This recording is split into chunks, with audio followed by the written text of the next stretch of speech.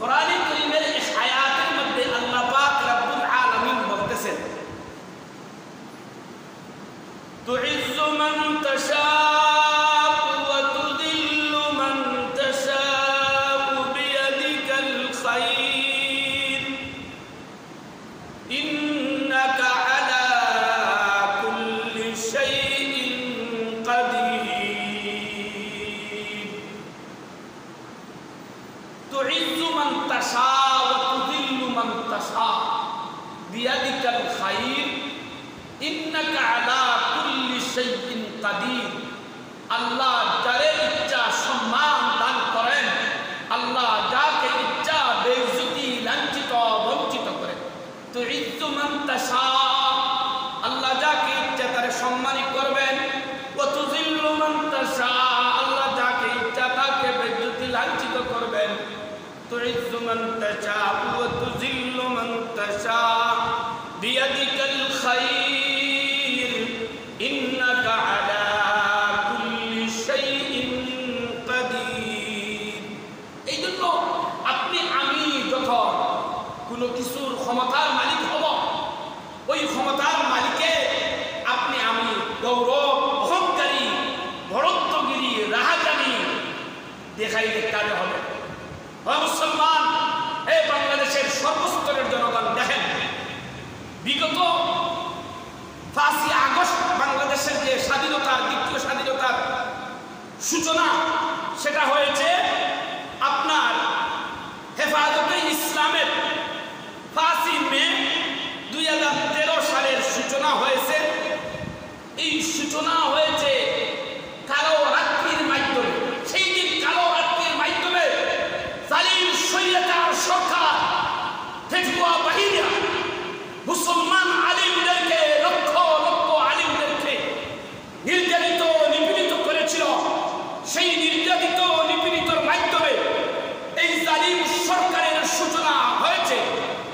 আলহামদুলিল্লাহ সুম্মা আলহামদুলিল্লাহ, 5ই আগস্ট 2024, 5ই আগস্ট 2024 সমস্ত ছাত্র ভাইদের আন্দোলনের মাধ্যমে রব্বুল আলামিনের দয়া এবং মায়ায় জালিম স্বৈরাচার সরকার পতন হয়েছে। আপনারা খুশি না বেজার? সবাই বলেন আলহামদুলিল্লাহ।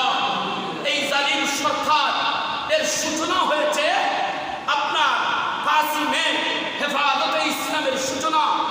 আমার পীর ও মুর্শিদ ও উস্তাদ আল্লামা আহমদ শফি সাহেব রহমাতুল্লাহ আলাইহি, আল্লামা আবু নবী রহমাতুল্লাহ আলাইহি ডাকে হেফাজতে ইসলামের যে ডাক হয়েছিল, সেই দিন সরকার পতন হইত।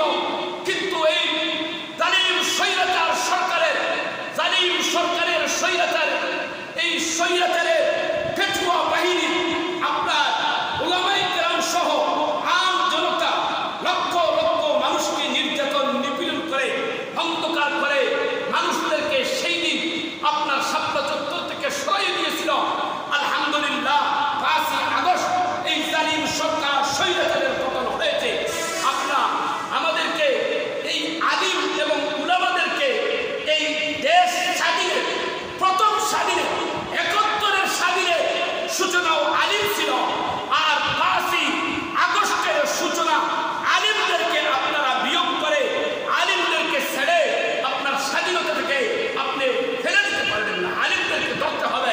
এই সূচনার রঙে আলিমরা আছে, কিন্তু দুঃখজনক হলেও সত্য, বর্তমান ফেটুয়া বাহিনী সাংবাদিকরা ছাত্রদের আমজনতাদেরকে কথা বলে, কওমি মাদ্রাসার ওলামায়ে কওমি মাদ্রাসার ছাত্রদের কথা বলে না। কওমি মাদ্রাসার ছাত্ররা কি আন্দোলনে ছিল না? ছিল, কিন্তু সাংবাদিকরা সেটা তুলতে তাদের মন এত আগায় না কেন? আপনার মন উদার করতে হবে। যাদের সমস্ত মানুষের সহযোগিতা ছিল এবং রব্বুল আলামিনের সাহায্য এবং নসরত ছিল।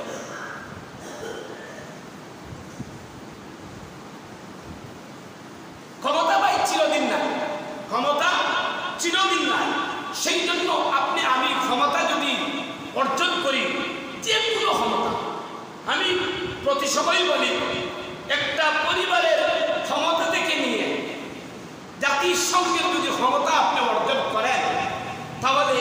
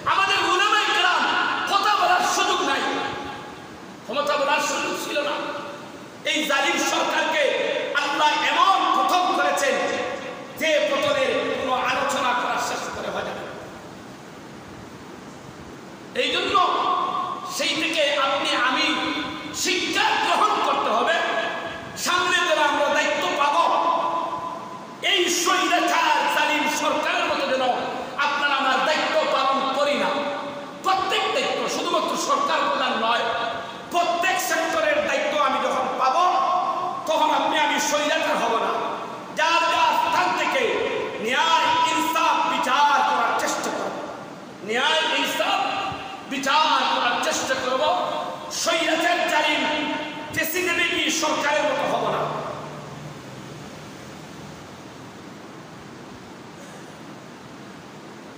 সবার অধিকার সমান এই দেশের মধ্যে রাখতে হবে। সবার অধিকার সমান। দেশের মধ্যে সর্বস্তরের মানুষ আছে, হিন্দু আছে, মুসলমান আছে, বিধর্মী আছে, যত সেক্টরের মানুষ আছে। সামনে যে সরকার আপনি গঠন করবেন, সেই সরকার সেই দিকে লক্ষ্য করতে হবে ন্যায় ইনসাফের সাথে। ইন্নাল্লাহা ইয়া'মুরুকুম আন তু'আদ্দুল আমানাতি ইলা আহলিহা ওয়া ইযা হাকামতুম বাইনান নাসি আন তাহকুমু বিল আদল। ন্যায় ইনসাফের সাথে আপনি দেশ পরিচালনা করবেন। আপনি যেই যে সেক্টরের মালিক হন না কেন, দায়িত্ব পান না কেন, আপনার এই জালিম স্বৈরাচার অন্যায় অবিচার করার কারণে, জুলুম করার কারণে তাকে আল্লাহ পাক রব্বুল আলামিন প্রথম গোটাইছেন, এমন গোটাইছেন সে নিজেই অনুভব করতে পারে না যে আমি এই আপনার সংসদ থেকে, আমি এই মসনদ থেকে চিরবিদায় হব। সে নিজেই অনুভব করতে পারে না। কেন? আল্লাহ পাক রব্বুল আলামিন বলেন, যে ব্যক্তি জুলুম করবে এই জুলুমের একটা সীমা আছে। জুলুমের একটা সীমা জানেন? আল্লাহ কোরআনে কারীমের মধ্যে বলতেছেন, ইন্না বাতশা রাব্বিকা লাশাদীদ। ইন্না বাতশা রাব্বিকা লাশাদীদ। ও আল্লাহর গোলাম, তোমারে আমি ক্ষমতা দিলাম, তুমি জুলুম করো, অন্যায় করো, অবিচার করো, জিনা করো, রাহাজানি করো, সন্ত্রাস করো, আয়নার ঘর তৈরি করো, পিটাও, আর্মি দ্বারা, পুলিশ দ্বারা, বিডিআর দ্বারা, যাই ইচ্ছা তোমার ক্ষমতার মাধ্যমে করো, সমস্যা নাই। আমার দরা যখন হবে, ইন্না বাতশা রাব্বিকা লাশাদীদ, আমার যখন দরা হবে তখন এই দরার মধ্যে আর মুহূর্ত দেওয়া হবে না, সময় দেওয়া হবে না। এমন ধ্বংস করব। ফেরাউন, নমরুদ, কারুন, উতবা, শাইবা, সমস্ত কাফিরের বড় বড় লিডার, সমস্ত স্বৈরাচার জালিম সরকার, এই প্রেসিডেন্টই বিগত সরকারের পিছনে ওই সরকার সবকে আপনার বিলুপ্ত করে ফেলেছে। তার জুলুম নির্যাতন এত বেশি ছিল যেটা আপনার আলোচনা করে শেষ নাই। কিন্তু যেমন জুলুমকারী ছিল, ঠিক তেমনি ভাবে সে শেষ পর্যন্ত যাওয়ার বেলা একটু কথাও বলে দেখতে পারে না। সে এমন ভাবে বিতাড়িত হয়েছে, আপনারা দেখতেছেন বিশ্বের আনাচে কানাচেও কোথায়ও সে রেহাই পাইতেছে না, কোথায়ও সে জায়গা পাইতেছে না। সে বলছিল এই ক্ষমতা কে নিবে কালিয়া, তার যত শূন্য শূন্য আছি, তার যত মন্ত্রী মিনিস্টার আছি, তাদের বক্তব্য শুনছেন না, এই ক্ষমতা কালিয়ে নিব কে? আমাদের ক্ষমতা বাংলাদেশ